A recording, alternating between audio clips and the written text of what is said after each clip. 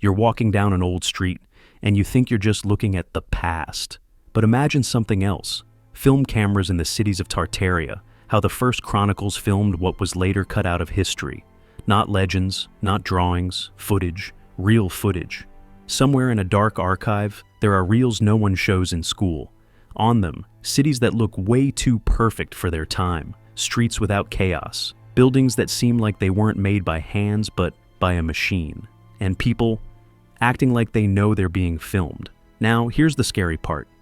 This footage didn't just get lost, it got removed, sections cut out, scenes respliced, labels swapped, because if you see the full reel, you'll ask a question that breaks everything. Why do the earliest chronicles show things that weren't supposed to exist? Who was holding the camera back then?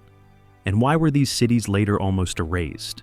And the biggest question, if this is real, what else is hiding on the film they'll never let us finish watching? The box had no official catalog number. That was the first anomaly. In a state archive, every item gets a number, a classification, a paper trail that says when it arrived, who handled it, and where it belongs. But this box had none of that. Only a name scratched into the lid, one that matched no known cinematographer from the period. The archivist who found it, we'll call him Mikhail, had worked in the building for 17 years. He knew every shelf, every drawer, every neglected corner where documents waited for researchers who never came. And yet, he had never seen this box.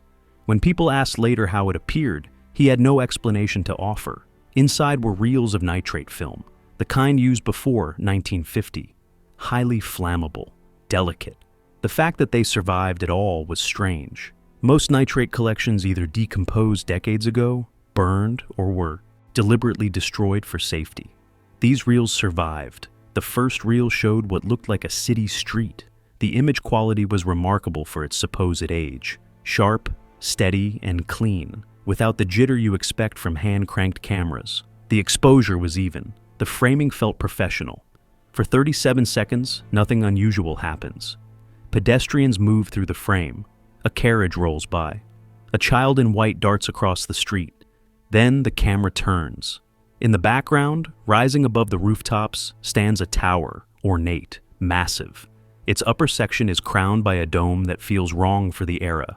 Not onion-shaped like typical Orthodox design, but geometric, precise, almost mechanical. No record describes this tower.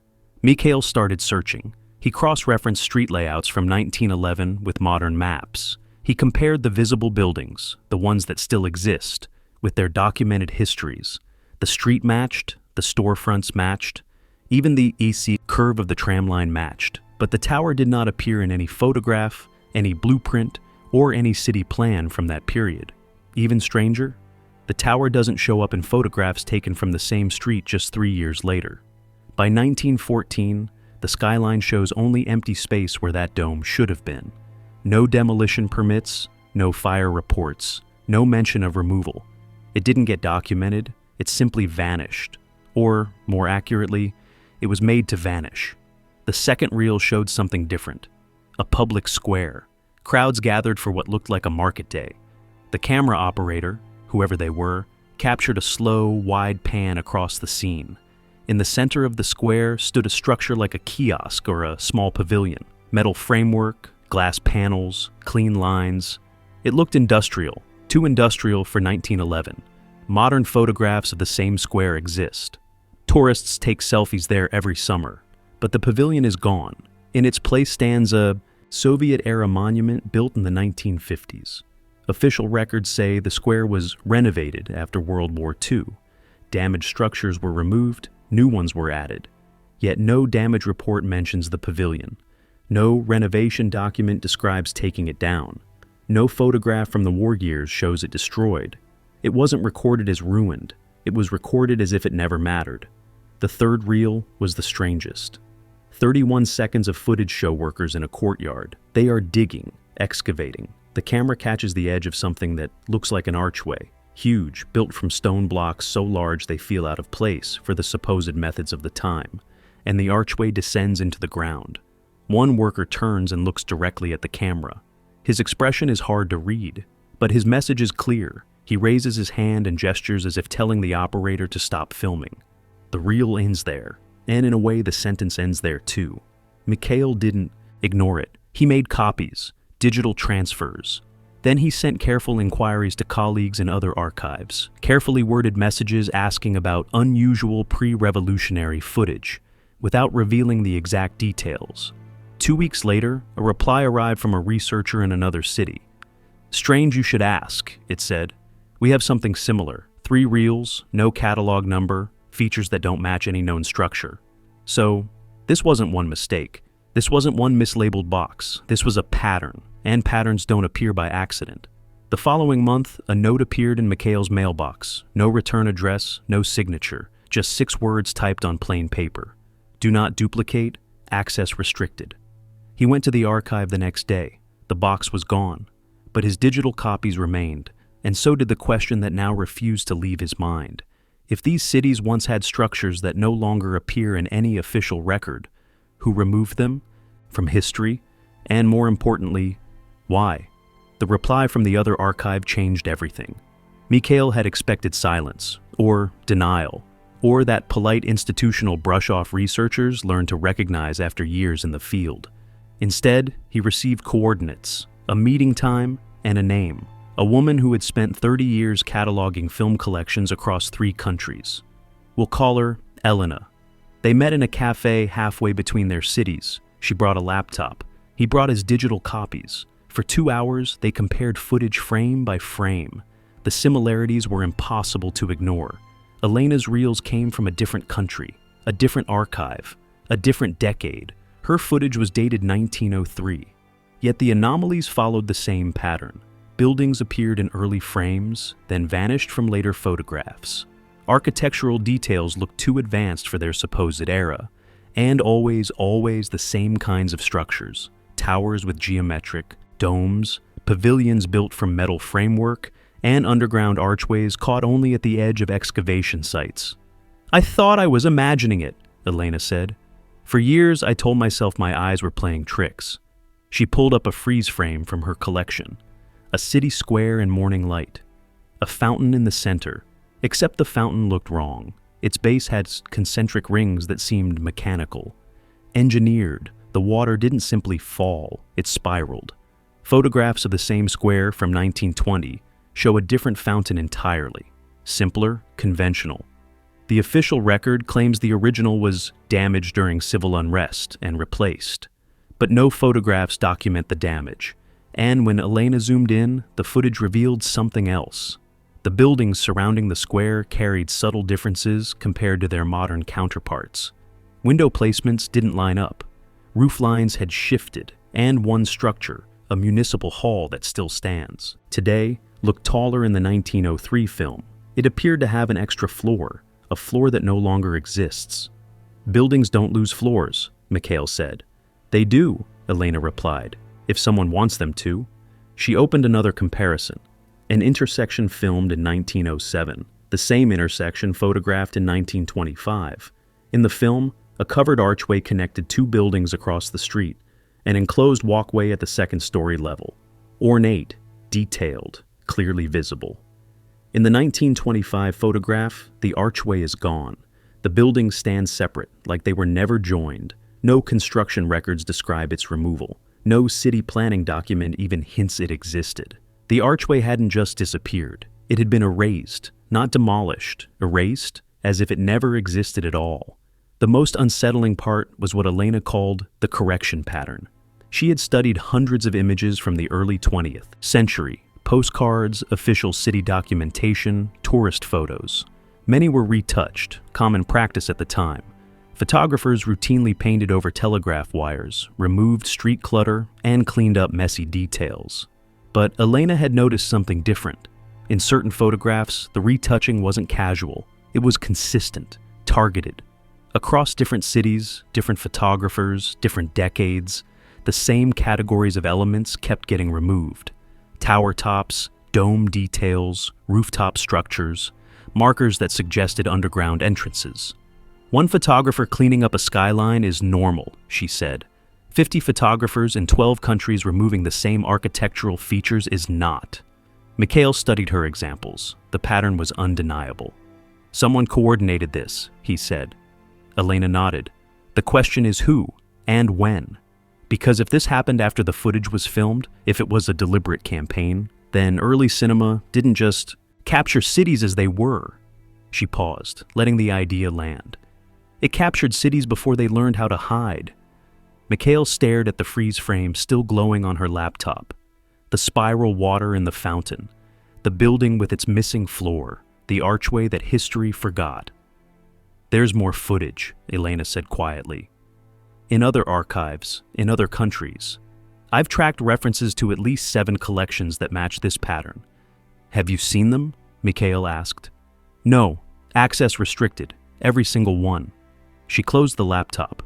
But I know someone who has. The man Elena mentioned lived in a coastal town 3 hours away by train. A former film preservationist, he had worked for a national archive until 1997.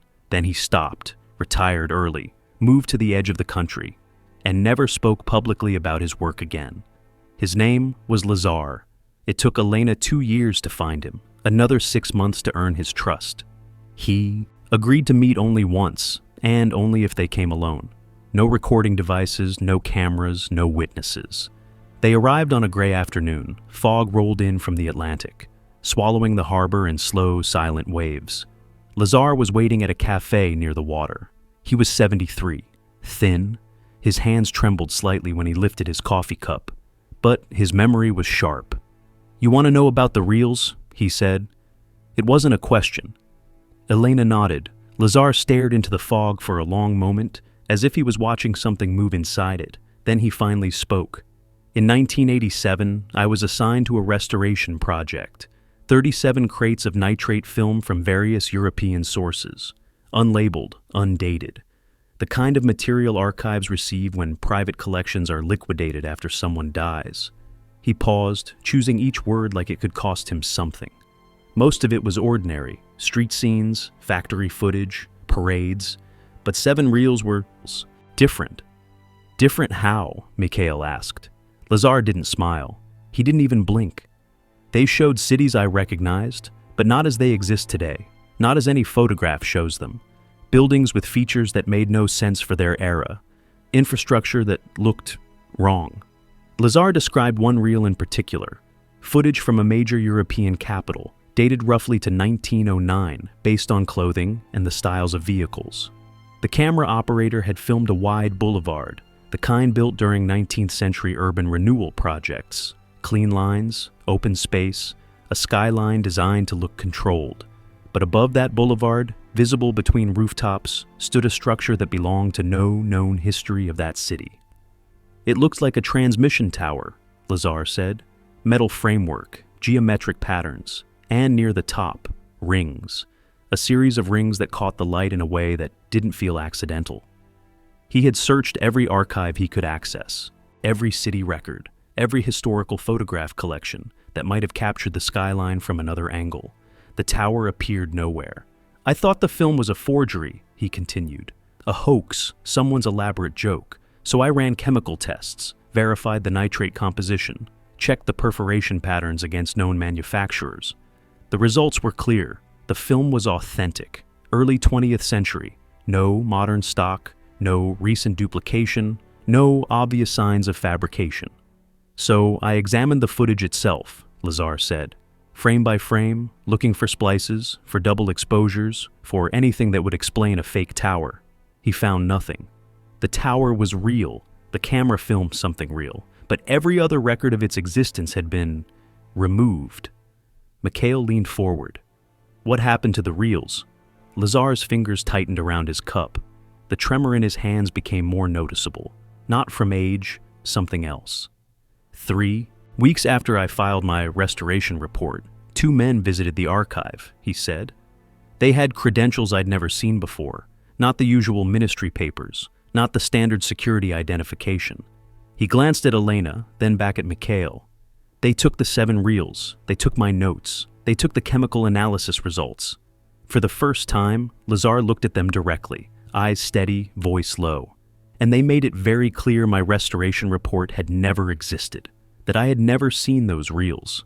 that I would enjoy my early retirement if I understood what early retirement meant. Elena asked quietly, "Did you keep anything?"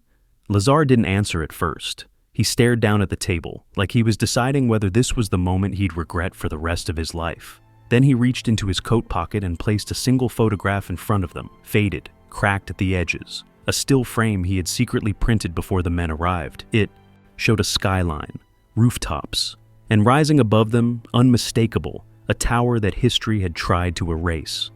"I kept this," he said, "because someone needs to remember what the cameras actually saw." Outside, the fog thickened. Somewhere in the harbor, a ship's horn sounded, long and hollow, like a warning. "There were other archives," Lazar continued.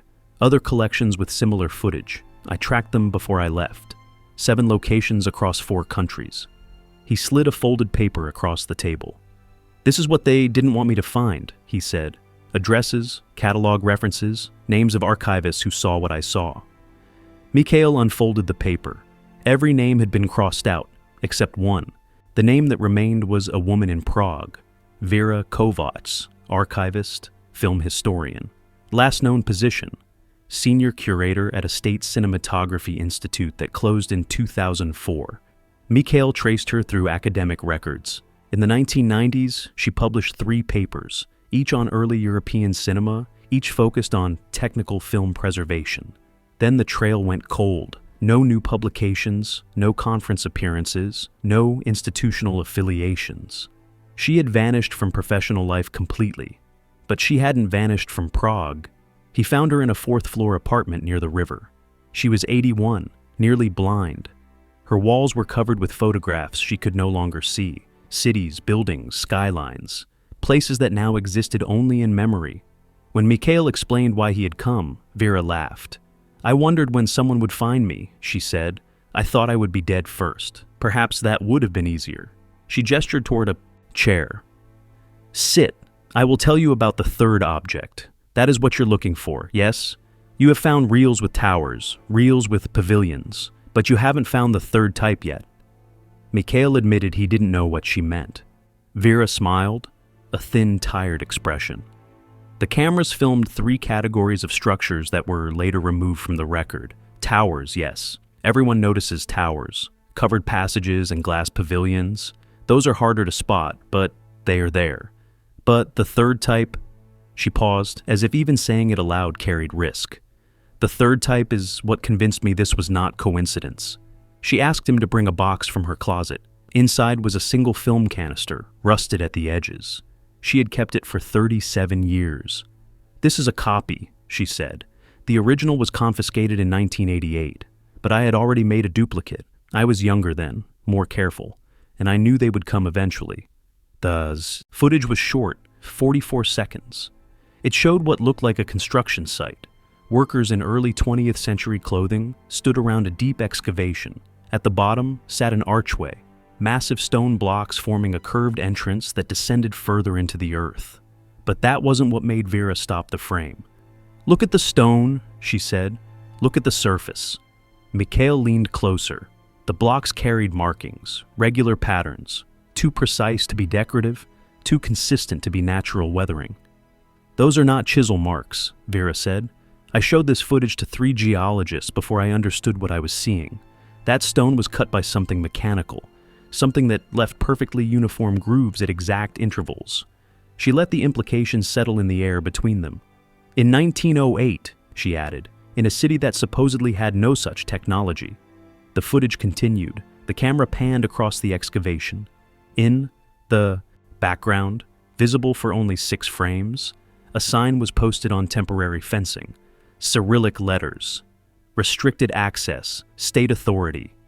So, the site wasn't secret. It was official, controlled, supervised. And yet, Vera had found no record of it in any city archive she searched. No permits, no construction documents, no archaeological reports. "They found something," she said quietly. "They found something underground. They filmed it, and then they made sure no one would ever know." Mikhail asked the question that had been building since the day he opened the unmarked box in his own archive. What were they hiding? Vera turned toward the window. Her blind eyes caught the gray afternoon light, reflecting it back like dull glass. "I spent 40 years asking that question," she said.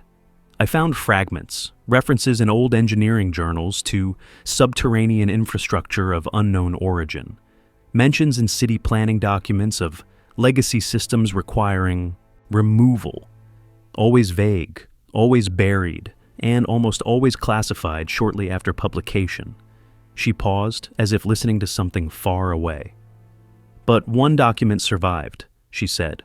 "A surveyor's report from 1911. It described a network beneath the city, tunnels, chambers, mechanical systems that predated any known construction." Her voice dropped. The report ended with a recommendation: complete removal and destruction of all evidence. The public must not know what was here before. "Before what?" Mikhail asked. Vera turned back to face him. "Before the cities we know," she said, "were built on top of something else." Mikhail returned home with more questions than answers. Lazar's photograph, Vera's film canister, the list of crossed-out names, pieces of something larger, something that linked archives across borders, across decades, across languages. He spent 3 weeks organizing everything he had gathered, digitizing, cross-referencing, building a timeline of anomalies that stretched from 1903 to 1927, the window when early cinema was most active and when the discrepancies were easiest to see. Then the letters began. The first arrived on a Tuesday. No return address, no postmark. Just his name typed on the envelope and a single sheet inside. "Your inquiries have been noted. Further research is not recommended." He told himself it was a prank, a colleague with a dark sense of humor. He tossed it in the trash and went back to work. The second letter came 4 days later. Same envelope, same typed format, different tone. "Continued access to restricted materials may result in professional consequences. This is not a warning, this is information." That's when fear touched him for the first time. Cold, steady, and real. He called Elena. She answered on the 7th ring, her voice tight. "You received one too," she said. It wasn't a question. Her letter had arrived that morning. Different wording, same meaning. Someone was watching. Someone knew exactly what they were digging into and wanted it to end. "Who sends letters like this?" Mikhail asked.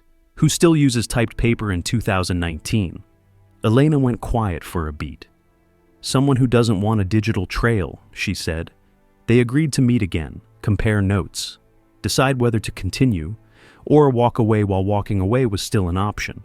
But before they could even pick a place, Mikhail discovered something else. His archive access had been revoked. No explanation, no official notice. Just a login error when he tried to enter the system, followed by a brief email from administration stating that his credentials were under review pending verification of research protocols. He had worked at that archive for 17 years. He had never violated a single protocol.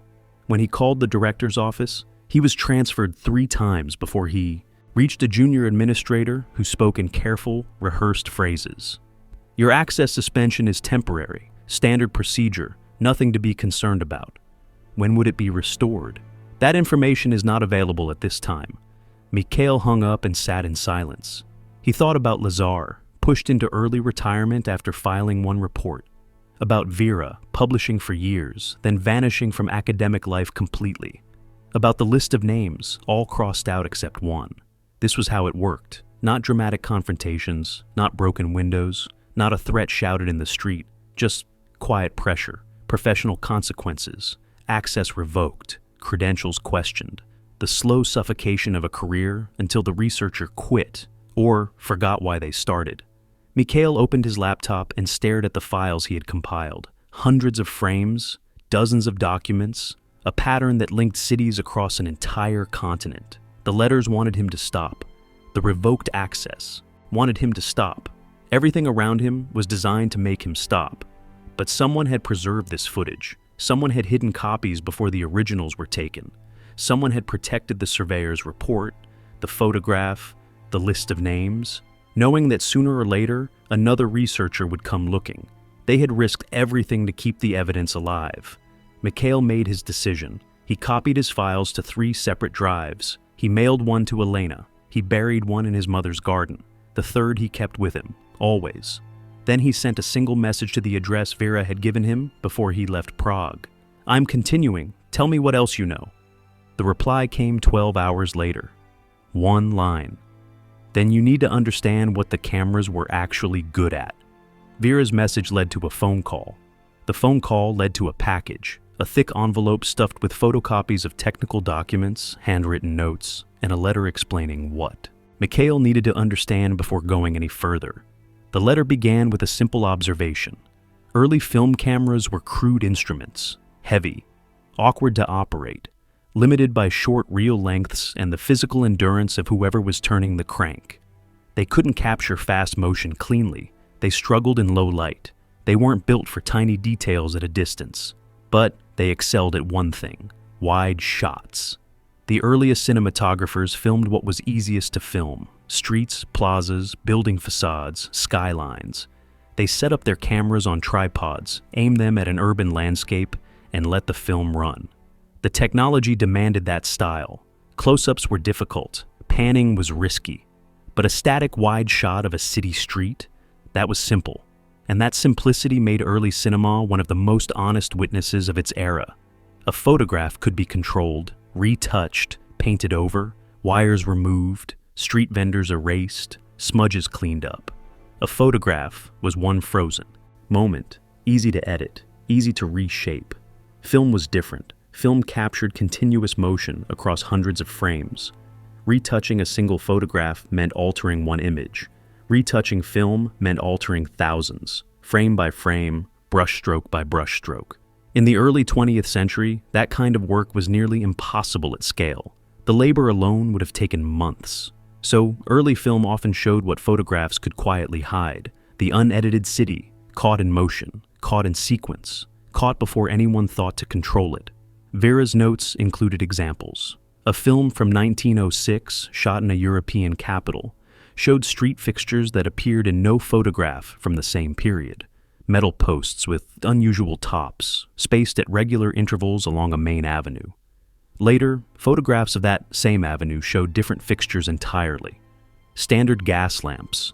A film from 1912, covering a public market, captured, in the background, a rooftop structure that resembled an antenna array. Angular, geometric. It was visible for roughly 3 seconds as the camera panned. No photograph from that year showed the rooftop. By 1920, the structure was gone. A film from 1908, another construction site, similar to the footage Vera had preserved, showed workers uncovering carved stonework at a depth that should have held only soil. The carving was visible for 11 frames, enough to see the pattern, enough to recognize it as intentional. None of these details appeared in official city records. None were mentioned in architectural histories. None survived in the photographic record that later generations would use to understand the past. The cameras caught them by accident, simply by running, simply by pointing at wide city scenes and letting the film unspool. Vera's letter made the implication plain. Photographs were controllable, film was not. By the time authorities understood what the cameras had recorded, it was too late. The footage existed, copies had been made, the only solution was confiscation, and later, systematic removal from archives. Mikhail studied what she had sent: technical specifications of early cameras, timelines of film preservation across multiple countries, and lists of archives that had received review directives between 1920 and 1960, orders to examine holdings and flag materials for restricted access. The pattern was unmistakable. Someone had realized, decades after the footage was filmed, that early cinema contained evidence of things that were never meant to be seen. And after that realization, a quiet, methodical campaign began. Find the reels, seize the copies, restrict access, erase the record. But they hadn't found everything. Some reels survived in mislabeled boxes. Some duplicates were made before confiscation. Some archivists, like Vera, like Lazar, recognized what was happening and hid what they could. The cameras had done their job. They had recorded the truth. Now the question was whether enough fragments still existed to reconstruct what that truth actually showed. Every anomaly Elena and Vera had documented. Every reference Lazar had preserved before his forced retirement. He organized it all by location, by date, by structure type. and slowly a map began to take shape. The anomalies were not random. They clustered around specific features, specific architectural elements that appeared in cities separated by thousands of kilometers, cities that supposedly had no direct connection during the years in question. The first category was the towers, not church spires, not factory chimneys, something else entirely. Structures capped with geometric domes, often featuring metallic rings or concentric patterns near the top. They appeared in footage from St. Petersburg, from Budapest, from a provincial city in northern Italy, from a port town on the Black Sea. Different architects, different decades, different cultural settings, and yet the towers shared the same Yosh proportions, the same placement near major intersections, the same odd details that made no sense if they were purely decorative, religious, or symbolic. Mikhail measured them using surrounding buildings as reference points. The ratios stayed consistent, within 3%. The second category was the covered passages, enclosed walkways connecting buildings at the second or third story level. Glass and metal frameworks that resembled nothing from standard 19th century street architecture. They appeared in footage from Prague, from Warsaw, from a city in southern France, and then they disappeared. All of them were gone by 1930. None appeared in any architectural registry Mikhail could access. No permits, no official listings, no before and after records, just absence. The third category was the most disturbing. Underground access points, archways descending below street level, graded openings in public squares, stairways leading down that were later paved, or converted into basement entrances for buildings constructed afterward. They appeared in footage from nearly every major city in his database, brief glimpses, often at the edge of the frame, caught by cameras that were focused on something else. And once you knew what to look for, you couldn't unsee them. The archways shared common traits, carved stonework with geometric patterns, and proportions that suggested passages wide enough for vehicles. Not a narrow pedestrian tunnel, something larger, something built for transport. Mikhail overlaid his findings onto a map of Europe. That's when the shape became obvious.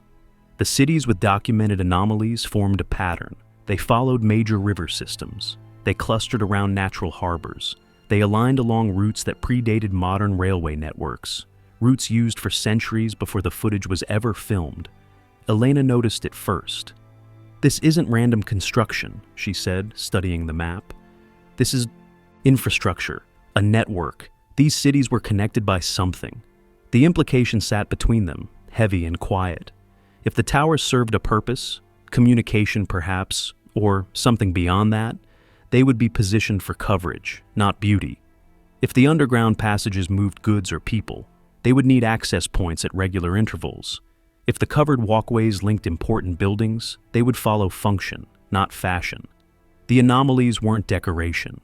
They weren't local quirks. They were components of a system that had been dismantled, erased, and scrubbed from the record so thoroughly that only fragments remained. Fragments caught by cameras before anyone realized what those cameras could accidentally preserve. Mikhail added one more layer to the map: the disappearance dates.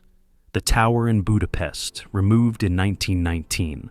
The passage in Prague, demolished in 1923. The underground archway in the Black Sea port, sealed in 1917. When he plotted more dates, the same compression kept showing up again and again. The removals clustered between 1914 and 1930. A 16-year window. A window that overlapped wars, revolutions, and the massive urban reconstruction projects that followed. The perfect cover. Chaos above ground, so no one asks questions about what's being removed below it. Someone had used the upheaval of the early 20th century to dismantle an entire network. And then, quietly, they made sure nobody would notice it had ever existed. The timing was not coincidental. Mikhail studied the dates again, the demolitions, the removals, the moments when towers vanished and passages were sealed. They lined up with something bigger, a wave of urban transformation that swept across Europe between 1850 and 1930. History called it modernization. New boulevards cut through medieval streets. Old districts were flattened for railway. Stations. Ancient walls were torn down for ring roads. Sewage systems were installed beneath cities that had stood for centuries. Gaslighting gave way to electricity. Horse carriages gave way to trams. Progress, improvement, the march of civilization. But Mikhail saw something else buried in the records. These modernization projects shared unusual traits. They were expensive, far more expensive than many contemporary accounts could easily justify. They required expertise that local engineers often didn't have on paper, and they followed patterns that looked coordinated across borders, as if someone was working from a shared template. And they always involved demolition on a massive scale, not renovation, not adaptation. Complete removal of what existed before. The human cost was documented, even if it was rarely treated as the main story. Entire communities displaced. Craftsmen whose skills became obsolete almost overnight. Neighborhoods that had existed for generations, erased in months. The poor pushed outward while grand new avenues rose where their homes once stood. Contemporary observers sometimes questioned the necessity. Why demolish when you could rebuild? Why destroy infrastructure that still worked, just to replace it with something new? The official answers barely changed: hygiene, safety, efficiency. The old ways were unsuitable for modern life. But Mikhail found references that suggested other motives. A city planning document from 1887 mentioned legacy systems incompatible with current administrative requirements. An engineering report from 1902 recommended complete removal of subsurface anomalies prior to new construction. A municipal directive from 1911 ordered workers to document nothing regarding structures encountered during excavation. Document nothing. The same phrase appeared in records from 3 different countries. Elena found similar patterns on her side. Architectural. Journals from the period occasionally hinted at unusual discoveries during construction. Carved stonework at unexpected depths, tunnel systems that appeared on no map, mechanical components embedded in foundations that seemed older than the buildings above them. The mentions were always brief, often a single sentence, and they always ended the same way. Further investigation deemed unnecessary. Materials removed per directive. Site cleared for continued work. The language was clinical, bureaucratic. The language of people following orders they didn't fully understand or didn't want to question. Vera had called it the Great Makeover, a continent-wide project disguised as progress. New cities built on top of old ones. New histories written over evidence that didn't fit. New photographs replacing film footage that showed too much. And early cameras arrived at exactly the wrong moment for anyone who wanted the past to stay buried. Early cinematographers filmed cities mid-transition. They captured the brief window when old structures still stood beside new construction, when evidence was still above ground, when the seams were visible. By 1930, that window had closed. The towers were gone. The passages were demolished. The underground entrances were sealed beneath layers of concrete and new foundations. The film footage was confiscated, mislabeled, or destroyed. What remained was a sanitized version of history, clean photographs, tidy records, and cities that appeared to have always looked the way they look now. But the reels told a different story. They showed cities in the act of being erased. Buildings mid-demolition, workers filling in archways, cranes removing structures no blueprint ever acknowledged. The cameras hadn't just documented the past. They had documented the cover-up. The cover-up went beyond demolition. Mikhail realized this when he started comparing film frames to photographs from the same places and the same years, side by side, pixel by pixel, hunting for differences that couldn't be explained by a new camera angle or a different day. He found them everywhere. A postcard from 1910 showed a city square bathed in clean morning light. The same square appeared in film footage from 1909. But the film showed something the postcard did not. A structure in the background, partially visible behind a row of trees. In the postcard, the trees were still there. The structure was gone, not demolished, edited out. Mikhail examined the postcard under magnification. The brushwork was subtle, skilled, professional. The sky behind the trees had been painted over and blended into the surrounding clouds. Unless you already knew what to look for, you would never notice. Elena found more examples, dozens. Photographs where rooftop details had been softened into vague shapes. Images where tower tops had been replaced with empty sky. Cityscapes where entire sections of buildings had been removed, carefully, meticulously, without leaving obvious scars. Photo retouching was common in the early 20th century. Everyone knew that. Photographers painted out telegraph wires, cleaned up street clutter, balanced exposure, smooth scratches. That was standard practice. But what Mikhail and Elena were documenting was different. These edits weren't cosmetic, they were selective. And the selection followed the same pattern across different cities, different photographers, different decades. Tower domes, geometric rooftop features, covered passages, markers that hinted at underground entrances. One photographer making aesthetic choices was normal. Hundreds of photographers across a dozen countries removing the same categories of architectural features was coordination. Someone had distributed instructions, not just suggestions, guidelines, rules for what could appear in published images and what could not. A template for what an acceptable city skyline was allowed to show.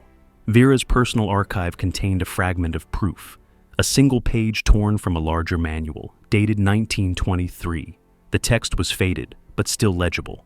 Images depicting non-standard architectural elements must be corrected prior to publication. Rooftop structures of geometric design should be replaced with appropriate sky tones.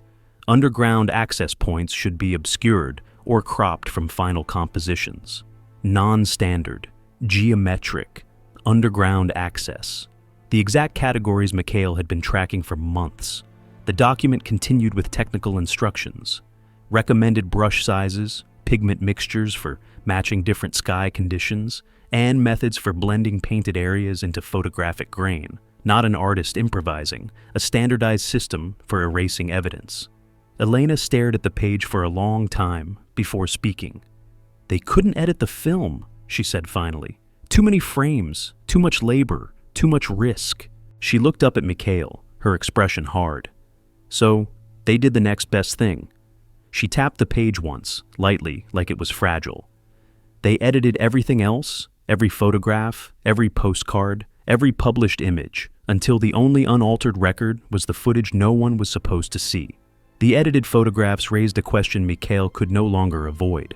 If someone had coordinated the removal of specific architectural features across an entire continent, if they had distributed manuals, trained retouchers, and enforced protocols that lasted for decades, then this wasn't the work of local officials. It wasn't separate cities making separate choices. It was centralized. Elena reached the same conclusion. "We've been thinking about this wrong," she said during one of their late-night calls. "We keep asking why these structures were removed. But maybe the better question is, why were they built in the first place?" She shared her latest findings. Maps overlaid with the locations of documented anomalies, trade routes from the 18th century, river systems, natural harbors, mountain passes. The correlation wasn't subtle. The cities with the most anomalies, the towers, the covered passages, the underground access points, sat on strategic intersections.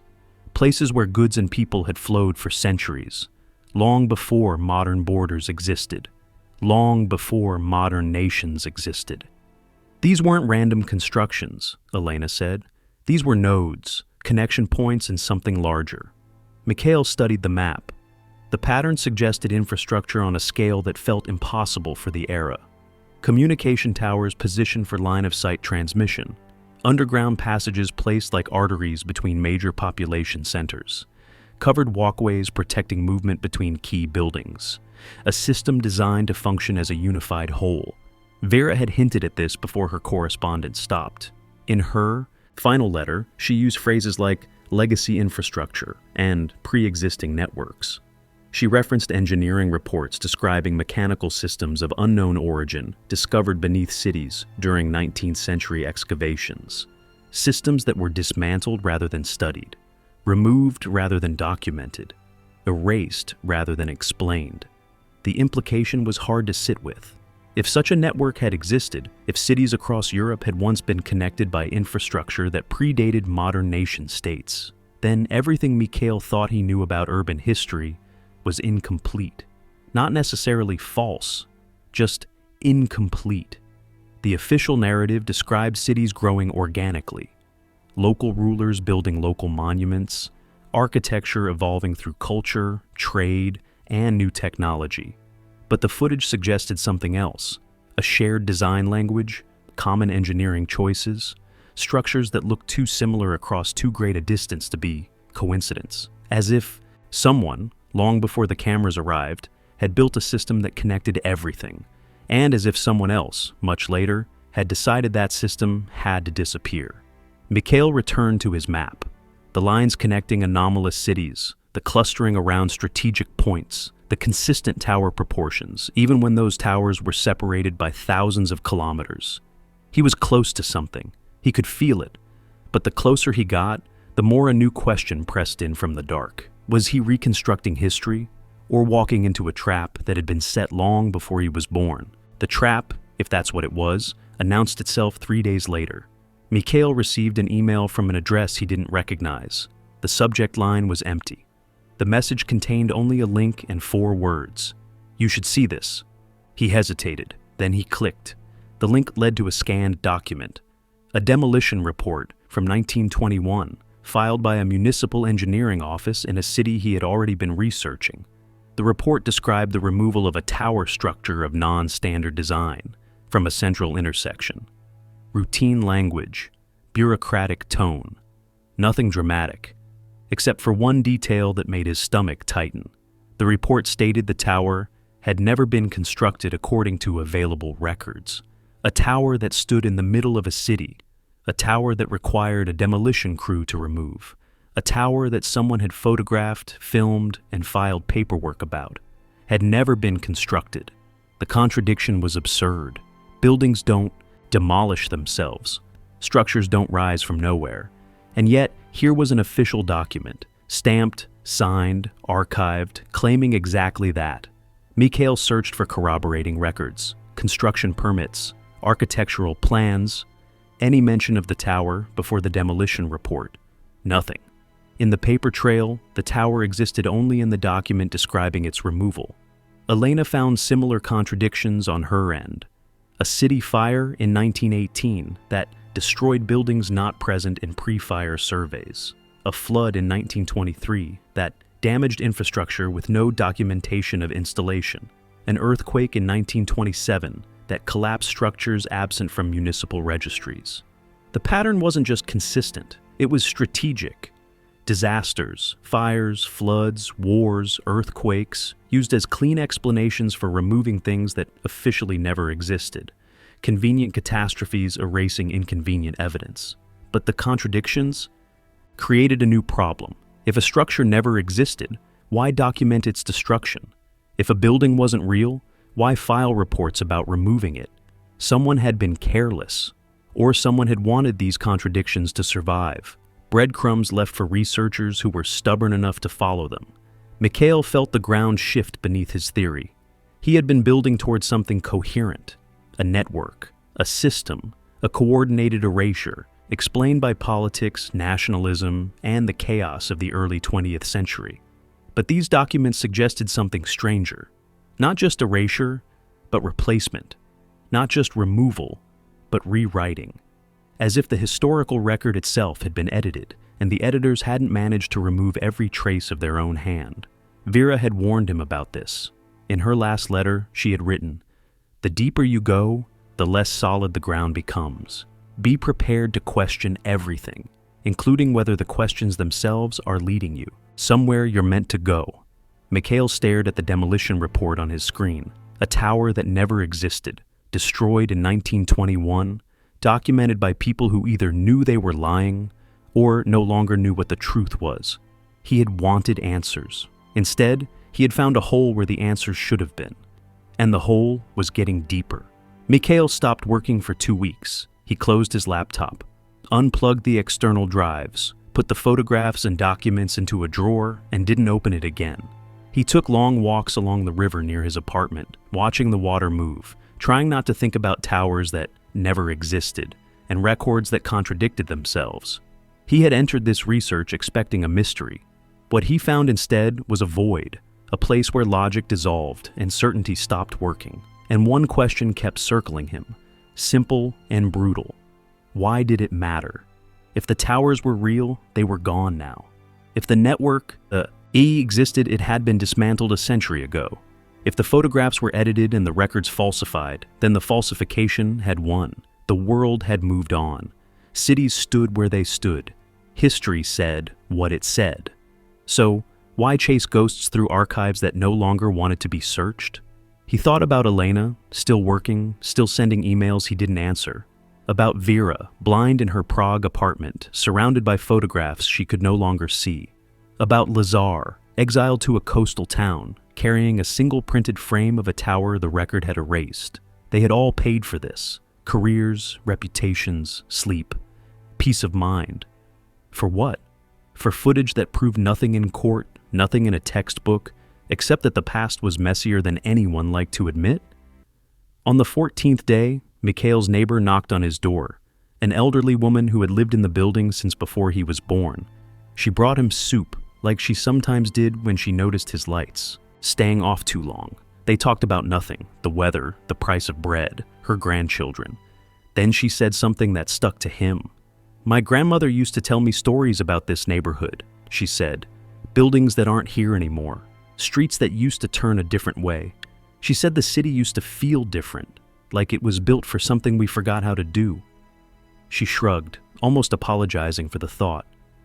"Old people say strange things, but sometimes I walk past certain corners and I feel it too, like something is missing that I never knew was there." After she left, Mikhail sat in the dark for a long time. Something missing that you never knew was there. That was the feeling. That was the thread that connected him to Elena, to Vera, to Lazar. The thing that made people hide reels in secret and print photographs before confiscation. Not because they could prove anything, not because they could explain it cleanly, because they felt the absence. The cities remembered, even when the records didn't. The stones remembered. The layout of streets and the proportions of buildings remembered. And people, walking those streets, living in those buildings, carried that memory in their bodies without knowing the name of it. Mikhail opened the drawer. He had started this research hunting for answers. Maybe that was the wrong approach. Maybe the point wasn't to prove what was lost, but to honor the fact that something was. Mikhail returned to the research with different eyes. He stopped hunting for definitive proof. Instead, he searched for survivors, fragments that had escaped the erasure, details too small to attract attention, too embedded to remove, too stubborn to disappear. He found them everywhere, in aerial photographs from the 1930s and 1940s, taken for military reconnaissance. The cameras aimed at strategic targets, bridges, railways, factories, but they captured more than targets. They captured the ground, foundation outlines, long shadows in the earth where structures had once stood, rectangular patterns in fields that had been farmland for decades, yet still held the imprint of something older. One photograph showed a city park, pleasant, ordinary, trees arranged in neat rows, walking paths curving through manicured grass. But the shadows were wrong.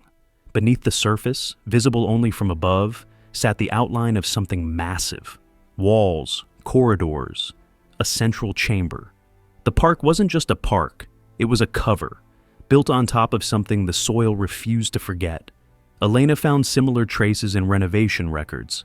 Construction crews working on older buildings sometimes filed reports that didn't fit the plans. Walls thicker than the blueprints claimed, basement levels that dropped deeper than any drawing showed, archways bricked over long ago, discovered when workers stripped modern facades. One report from 1987 described renovations in a government building in Central Europe. Workers removed a section of floor to repair pipes and uncovered a stairway descending into darkness. The stairway was sealed.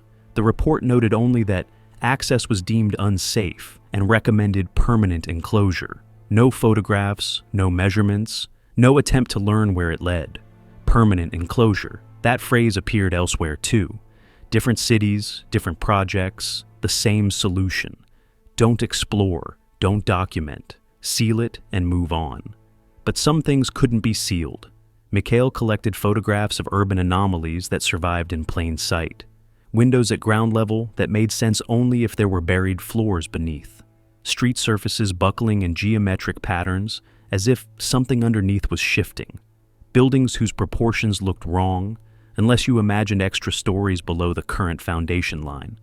The cities were full of these details, hiding in daylight, ignored by residents who walked past them every day without seeing. Vera had seen them. Lazar had seen them. So had dozens of archivists, researchers, construction workers, people who glimpsed something off and then looked away, because looking away was easier than asking questions that didn't have safe answers. But the evidence remained, in aerial shadows, in renovation reports, in windows that opened onto earth instead of air. The past leaked through cracks that concrete couldn't fully seal. And the more Mikhail looked, the more he understood. The erasure had been thorough, but it hadn't been complete. The survivors were still there, waiting to be noticed by anyone willing to look. The physical traces were compelling, but Mikhail wanted more. He began searching for human testimony, workers, engineers, archivists, anyone who had encountered the anomalies firsthand and left behind some trace of what they saw. Not official reports, not institutional paperwork, personal accounts, letters, diary entries, the kind of evidence that slipped through because no one thought it worth confiscating. He found them in estate sales, in donated collections, in boxes families had kept for generations, never fully understanding what they contained. A letter from 1924, a construction foreman writing to his brother. They brought us to the site before dawn, told us to remove everything below the 3rd sublevel. I asked what was down there. The supervisor said nothing, but I saw the walls, carved stone, symbols I didn't recognize. We filled it with rubble and poured concrete.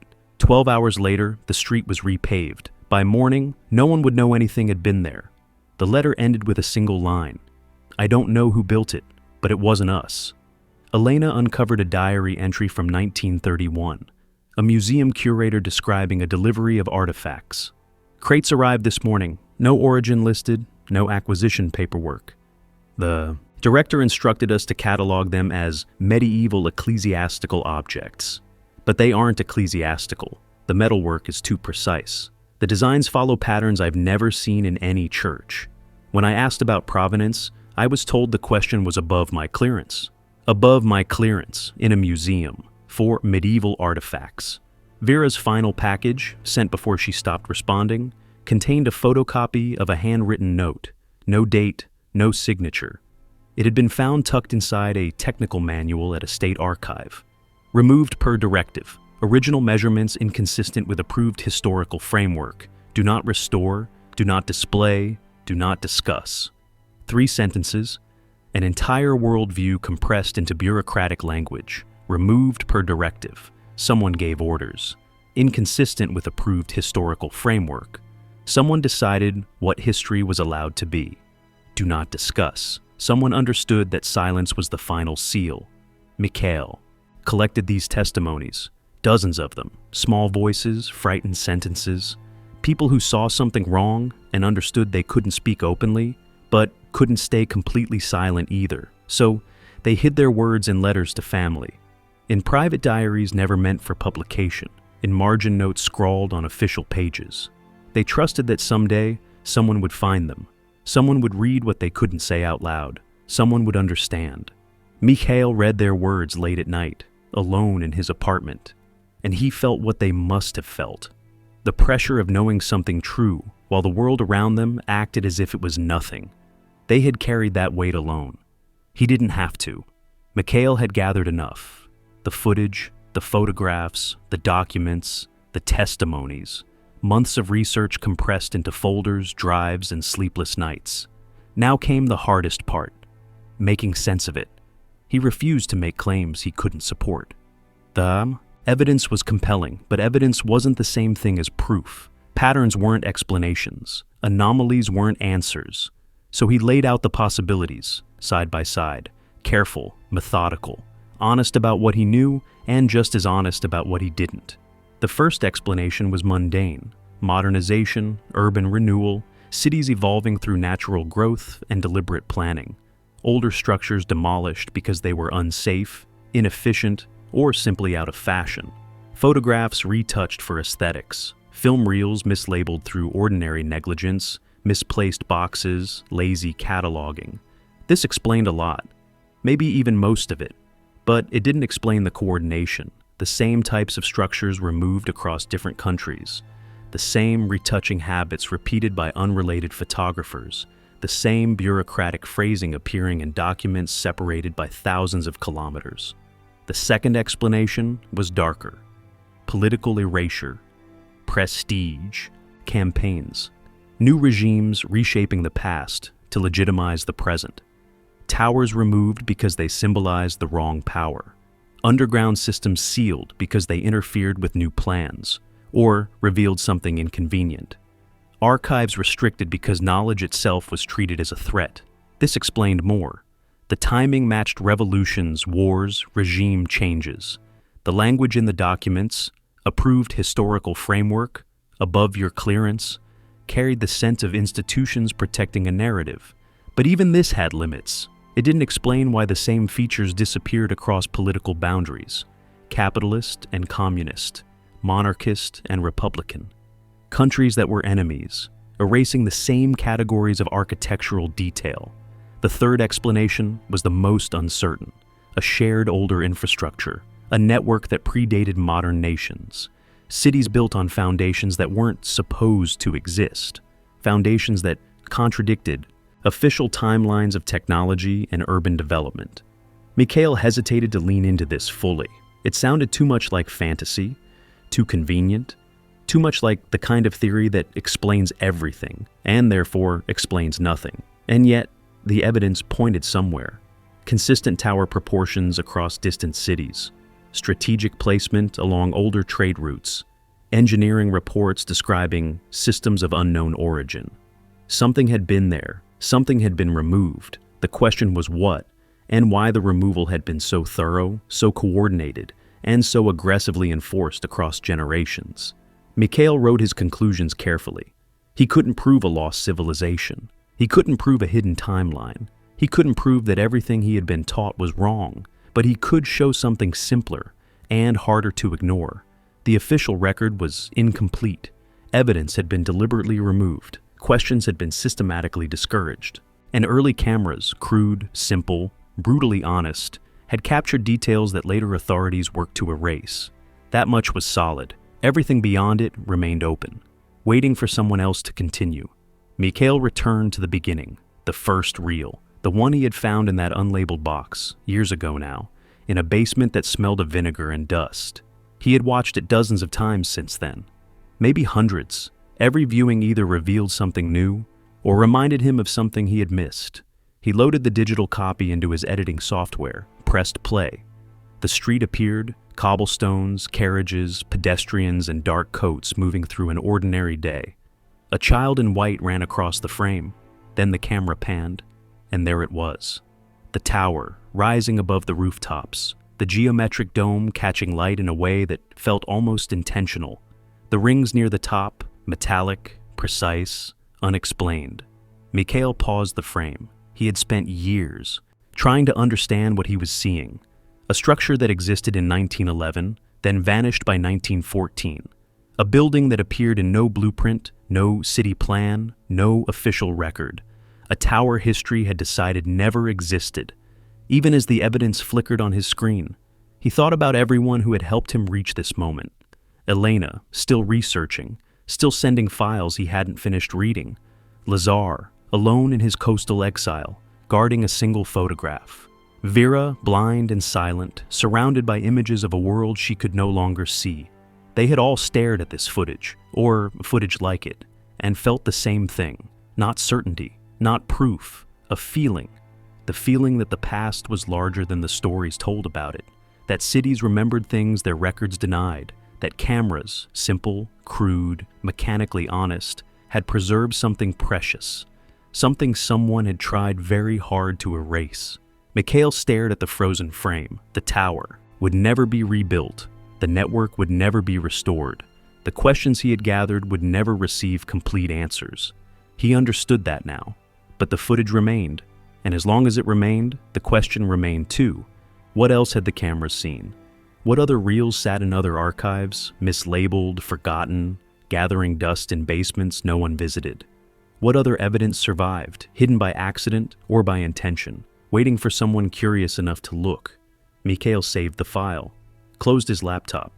Then he walked to the window, Outside, the city stretched to the horizon. Modern buildings, familiar streets, a skyline that looked exactly the way it was supposed to look. But somewhere beneath the surface, in foundations, in shadows, in the geometry of walls built long before anyone living could remember, something older still persisted. The cameras had seen it once, and perhaps, someday, they would see it again.